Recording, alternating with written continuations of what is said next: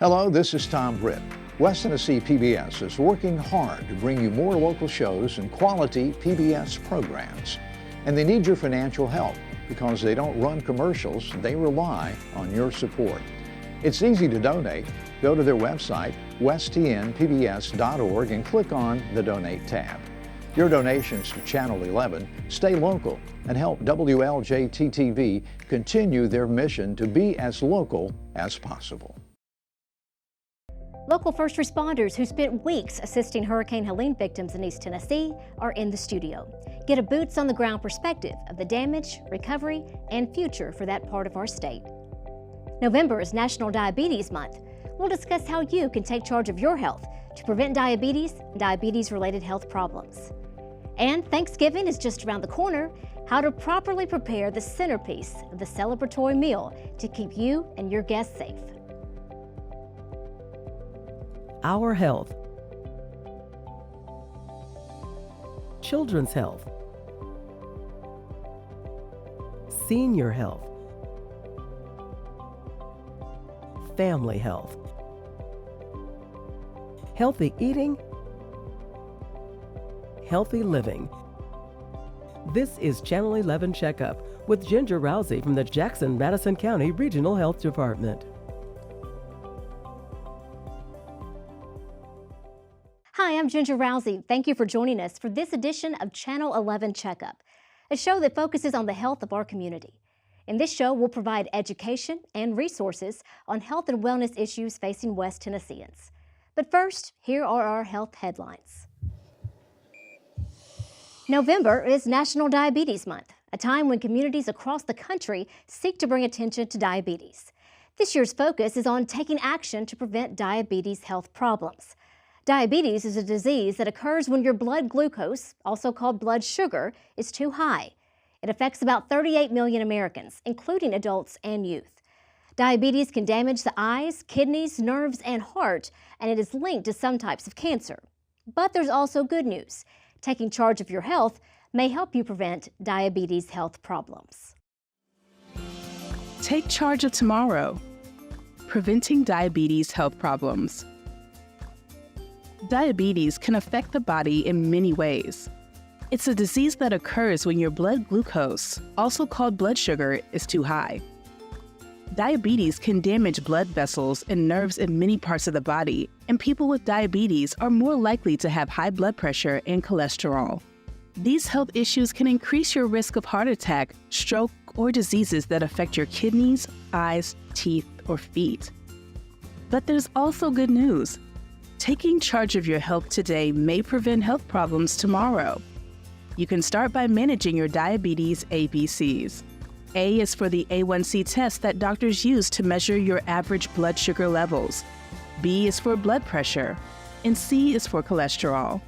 Keeping your ABCs in a healthy range may help you prevent diabetes health problems.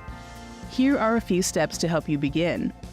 Follow a diabetes meal plan that includes fruits and vegetables, whole grains, low-fat dairy, or healthy protein foods. Try to be active most days of the week. If you're not active now or a health condition prevents you from being active, ask your healthcare provider about physical activities that may be best for you. Get enough sleep. Adults should aim for 7 to 8 hours each night. Children and teens may need more sleep. Remember to take your medicines, even if you're feeling healthy. Talk with your doctor or pharmacist if you have trouble affording medicines or taking your medicines on time. If you have overweight or obesity, ask your doctor if healthy eating, physical activity, or other weight loss treatments could help you lose weight and keep it off. It takes a team to prevent diabetes health problems. Your healthcare team may include a primary care provider or diabetes specialist, as well as a nutritionist, diabetes educator, mental health professional, and other healthcare professionals. Managing diabetes can be hard, but remember, you don't have to do it all at once. Start slowly and build healthier habits from there. You can take charge today for a healthier tomorrow. Visit niddk.nih.gov to learn more. Current tobacco product use among U.S. middle and high school students has dropped to the lowest recorded level in 25 years. This is according to newly released data from the 2024 National Youth Tobacco Survey. Within the past year alone, at least 500,000 fewer students are using tobacco products, contributing to this important progress. Youth e-cigarette use declined to the lowest level in a decade. However, for the 11th year in a row, e-cigarettes remained the most commonly used tobacco product among youth. In local headlines, a reminder that during the months of November, December, and January, all Madison County solid waste convenience centers close 1 hour early at 5 p.m. The solid waste centers will switch back to a 6 p.m. closing time on February 1st. The Health Department maintains the 10 solid waste centers located throughout the county. And finally, there are a lot of things that could ruin your holiday season. An undercooked turkey comes to mind. But don't let a respiratory virus keep you away from the people and activities you love. Getting a flu shot and the updated COVID vaccine can protect you and the loved ones you'll spend time with this holiday season. If you need an appointment, call 731-423-3020.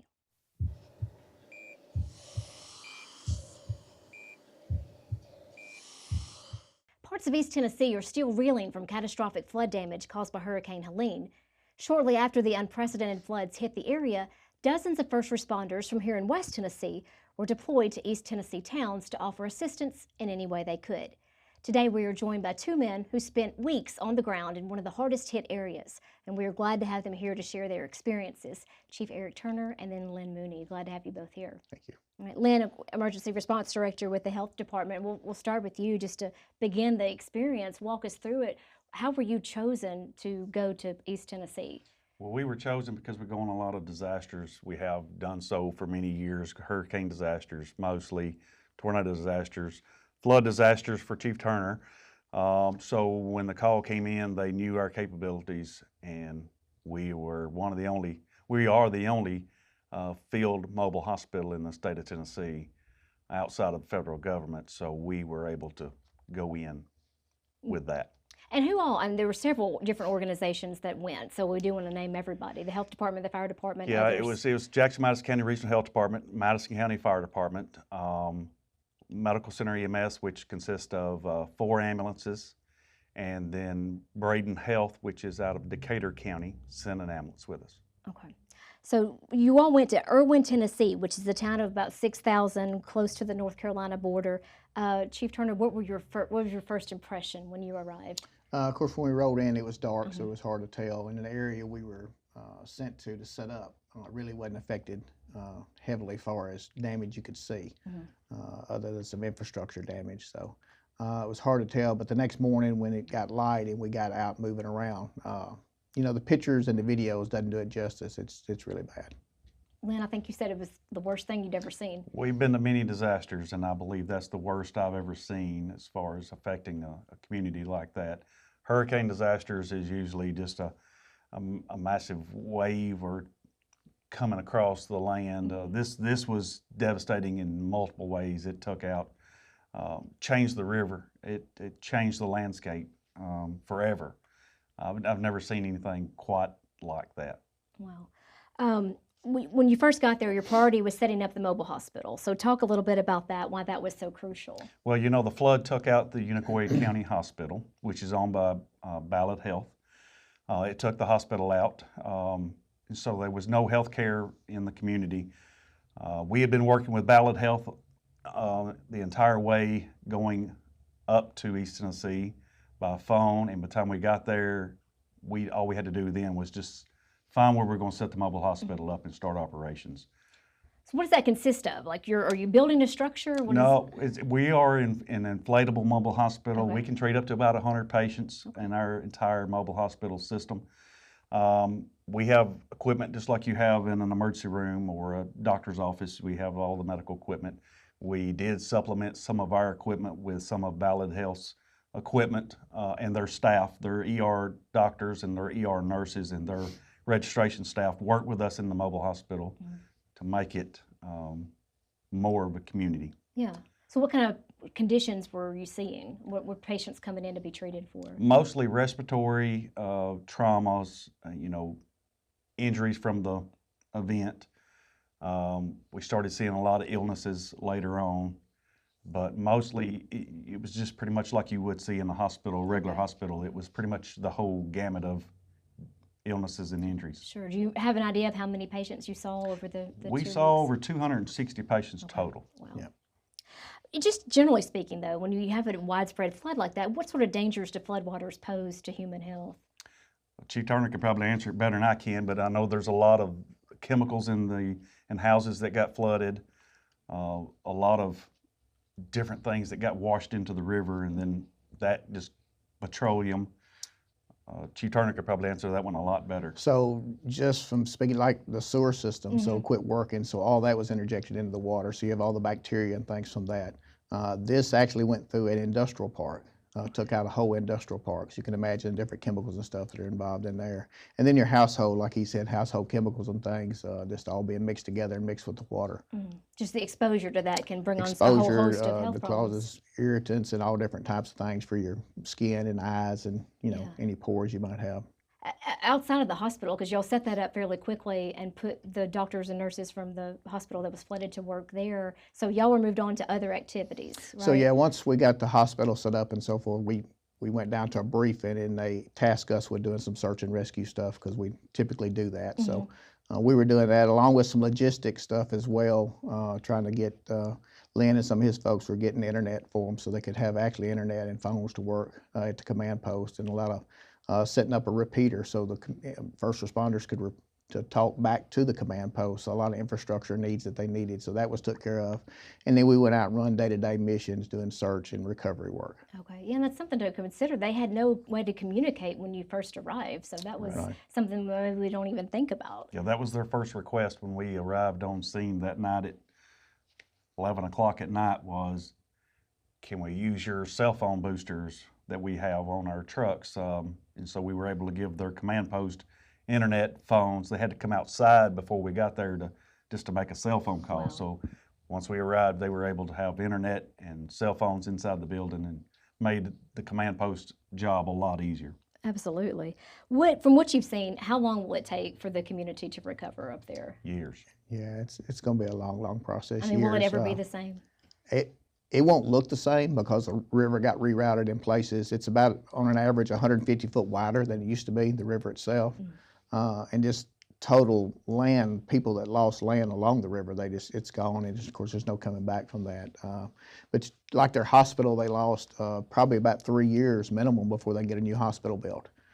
So just things like that. The industrial park, they'll probably have to find somewhere else to put it, and they said there wasn't any land available for that. So it's going to be a long recovery time. Then you think about jobs too from the Yes. communities, a whole economic standpoint. It's really going to be damaging.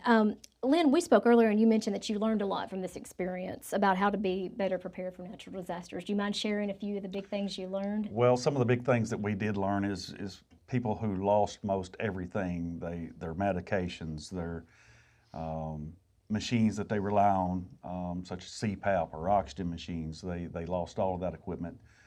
Just finding a different source to be able to go to get those kind of needed items, or a different pharmacy to get those kind of items. People really need a plan for that kind of an event. Yeah, what about you, Chief Turner? What were your... I think from our standpoint, and we've learned this over disasters we've responded to, we were sent to do a task and take care of a task, but to carry enough equipment to rotate into another task once that so I think we learned some lessons on things that we need to carry with us. We were able to make it work, but to make things work better. Every time you go, we learn new stuff we need and things we need to carry with us. Like you said, this was a historic disaster, so it's no wonder that it caught so many people off guard, but what are some things that individuals can be doing to be better prepared for these potential disasters in the future? In a disaster such as this one, these folks were caught off guard. No one would have expected that kind of a flooding event to ever happen. Just know your surroundings. Have multiple ways of communication. When communication fails is the key to surviving some kind of disaster like that. Having multiple sources of information.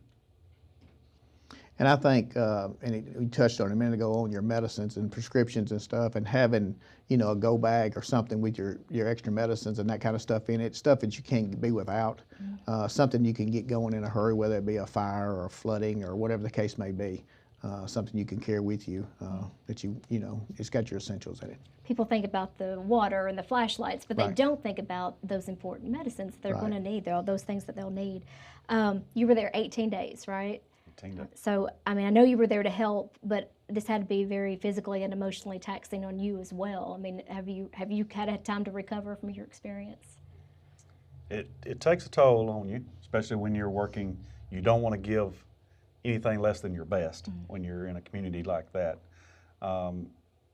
We were there to do a task, and we did it. We would have stayed longer if they needed us, but at the end of the day, yeah, you're tired. Yeah. You work from 5:30 in the morning till sometimes midnight at night. And there are several times you work even later than that or have to get up because of an event that's going on. But it is tiring. Yeah, so when we're deployed, we're virtually on call or working 24/7. So whether that means we're able to stop and eat meals if we can, otherwise you just get it on the go. So when we're gone, we're pretty much know we're going to be working the whole time we're gone and catching that when we can. So, but we're still, even today, our guys have been getting trucks back in service, getting everything ready to go again, because you never know when it's going to happen again or something's going to happen again. So we'll be most of this week getting all of our equipment back ready to go and squared away where we're ready to roll at a moment's notice. And I guess it's good to mention that you were able to shut down the mobile hospital because the hospital there was able to kind of come up with a semi-permanent plan. Is that? Yeah, they were able to move into what used to be a strip mall and start operations in that. So they were better prepared or better equipped to be in a hardened facility other than our mobile hospital. But it's going to work out better for them. At least they have some medical care in the community still. Yeah. Well, any final thoughts on your experience or what people could do to continue to help this region? Pray. I think that'd be the biggest thing. And reach out, if there's communities. I think churches, the churches were really involved in operations up there, and that's probably the best way to help those people is with the local churches and things. Well, we appreciate both of y'all for being here and for your service to that community, and we thank you for being with us. Thank you. Thank you. November is also Alzheimer's Awareness Month, a time to heighten awareness about Alzheimer's disease and show support for the more than 6 million Americans living with it. The Tennessee Department of Health says living a healthy lifestyle becomes even more important for better aging. The things we do to keep body and heart healthy, such as eating a nutritious diet, getting enough physical activity, and maintaining social connections, can also help promote brain health and wellness. Bad habits today can lead to an unhealthy brain tomorrow. Don't be in the dark about memory loss. If you could look into your future, what would you see? Don't let tomorrow slip away. Talk to your doctor to see what habits you can change to prevent memory loss.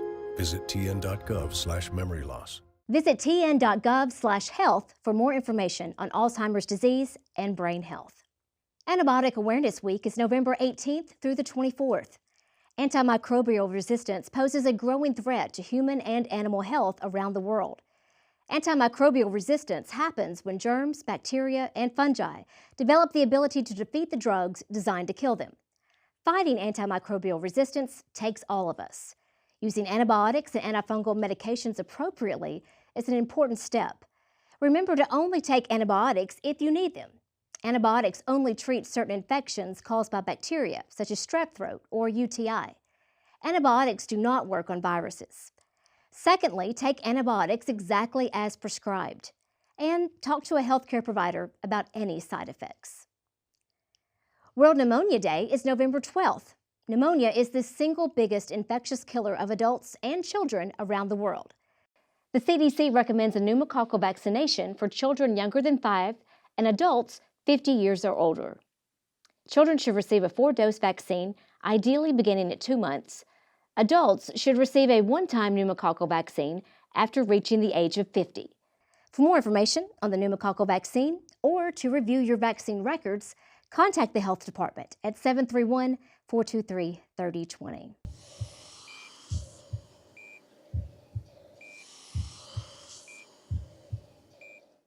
As we mentioned earlier, November is Diabetes Month. More than 11% of Americans have diabetes. More than 14% of Tennesseans have a diagnosis of diabetes. How can we take charge of our health to prevent diabetes or better manage diabetes to prevent health problems? To answer that question, we're joined by one of our health educators, Jordan Johnson. Jordan, thank you so much for being with us today. Thank you for having me. So we'll dive right in. When talking about diabetes, who is most at risk of developing diabetes? So it really just depends on the type that you're talking about, because it's a couple of types that that occurs. So you have type 1, and that can come from just genetics. So either you get it from your parents, you can get it from your grandparents, even if you have siblings that may have that condition. So pre-diabetics and type 2 diabetes also share the same risk factors. So if you already have pre-diabetes, this is just an added factor to type 2 diabetes. If you have both, then that just means that you are overweight. You may be 45 years of age or older, or like I said before, you may have a parent or some siblings or grandparents, again, genetics, that may have the same thing. And then if you are physically active less than 3 times a week, that can also be a big part, because when you have diabetes, you need to stay active in order to kind of eliminate some of those problems that can occur when you have diabetes. Okay. So if you have already been diagnosed with diabetes, what are some things to do after that diagnosis to help manage the diabetes and prevent more health problems? So adopting a healthy, rich in fiber diet. You need to make sure that you are eating healthy foods, make sure that you are exercising every day. Even if you are wheelchair bound or you cannot get up, we have some chair exercises that you can do if you ever need those type of resources, and just things like that. But you have to stay active. Yeah, so lifestyle choices really make a difference, either before you get diabetes and even after a diagnosis. Yes, ma'am. Well, what about some other tips for steps we can take to prevent diabetes? So like I said before, the eating healthy, you have to eat healthy. You have to make sure that you're eating your vegetables, eating your favorite fruits. You have to get up and walk around. If you don't want to do it, grab a neighbor, grab your granddaughters, grab your best friends, whoever, just to make it more enjoyable for you and make sure that you are getting that inside of your normal day. All right. As a health educator, what services do you offer, or what resources can you connect people with on the topic of diabetes? So, so you can go to the CDC website and it'll tell you about this program that they have. It's called DSMES, which stands for Diabetes Self-Management Education and Support. So that can just really tell you just about everyday, like an everyday life thing that you can do to help manage your diabetes, things that you can do, things that you can eat, just make it more enjoyable for your everyday lifestyle. So it's a couple of websites out there that can help you do that. So it's also the American Diabetes Association. They also have diabetes classes and a lot more things just with the personal, with your body, and then the National Institution of Health as well. And I'm sure you're going out, because I know you're going out to a lot of different schools and groups, senior citizen centers. So is this a topic that comes up a lot in discussion? It is. What do people want to know? What kind of questions do you get? The biggest thing is, can diabetes be reversed? And yes, they can be. If you have type 2 though. Type 1 cannot be reversed. So if you have it, you just have it. And you just have to take your insulin for that. But type 2, it can be reversed. But like I said before, you have to eat healthy. You have to start getting in all the good foods. You have to take care of yourself, or it's no reverse. You've got to take charge of your health. You got to take charge of your health. The theme. So any final thoughts about if people want more information, if they want to reach out to you about having a class, or you come in and talk to their church group or something? How can they get in touch with you? Well, you all can call the Jackson-Madison County Regional Health Department and ask for Jordan Johnson, and I would be glad to help you. All right. Well, thank you, Jordan. We appreciate you being here and sharing some good information about diabetes. And it is Diabetes Month, so we want to make people aware of that. Thank you. Thank you. Thanksgiving is just around the corner, and for most Americans, the turkey is the centerpiece of the celebratory meal. But cooking your turkey properly and safely can be tricky. Here are some frequently asked questions about turkey preparation and tips from our Environmental Health Division on how to thaw, handle, and cook turkey to prevent food poisoning.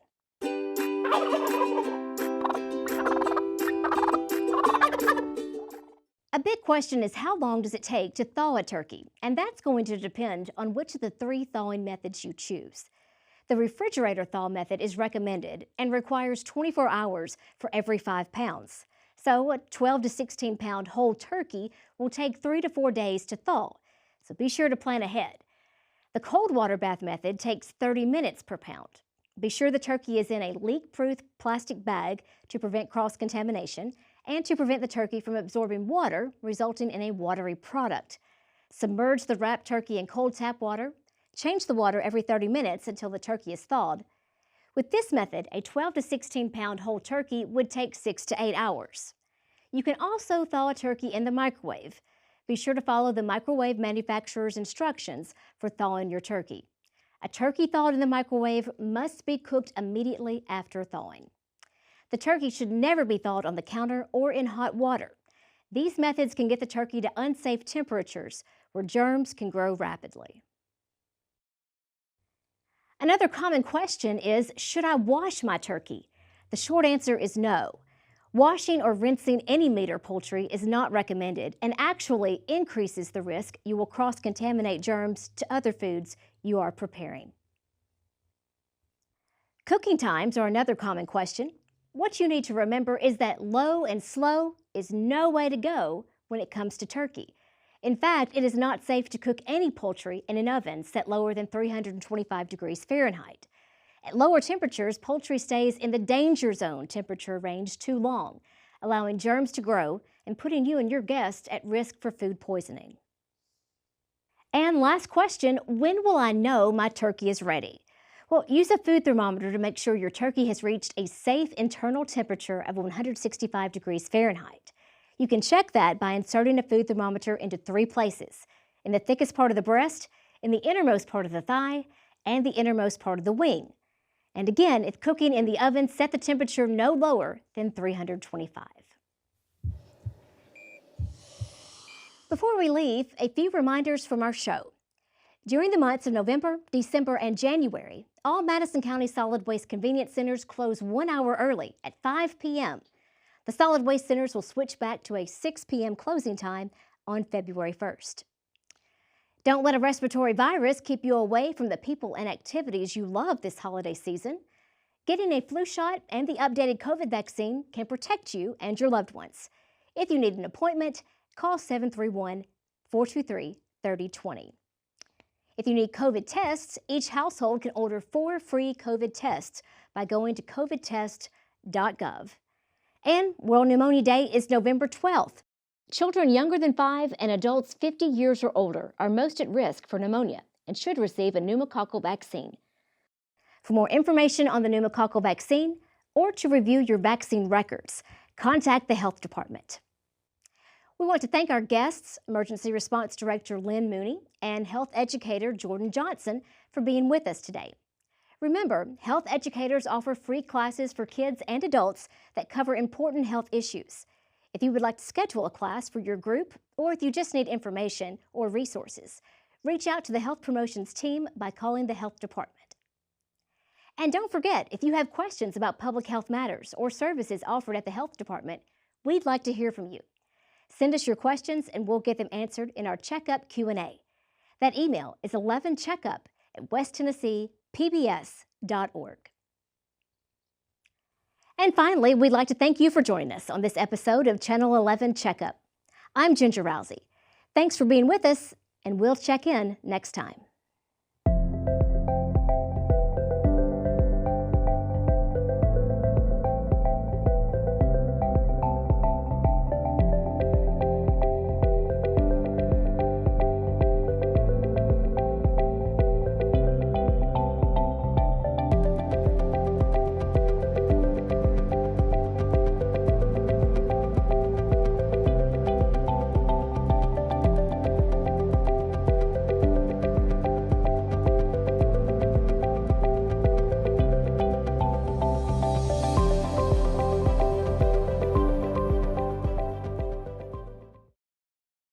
The program you've been watching was made possible through the generous financial support of West Tennessee PBS viewers like you. Please visit westtnpbs.org and make a donation today so that we can continue to make local programs like this possible. Thank you.